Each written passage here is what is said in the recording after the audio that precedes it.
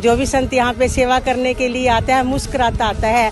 और सत्संग जितनी सेवा करता है झाड़ू की, जिस चीज़ की मर्जी उनको सेवा मिल जाए वही सेवा बड़ी खुशी खुशी से प्रवान करता है।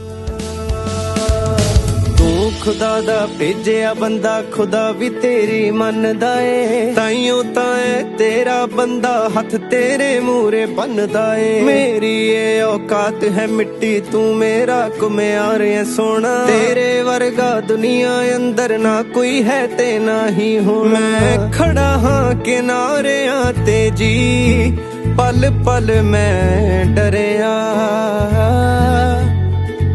तुसी तक्किया जी ऐसा एक बार लखां वारी मैं तरिया, लखां वारी मैं तरिया, लखां वारी मैं तरिया।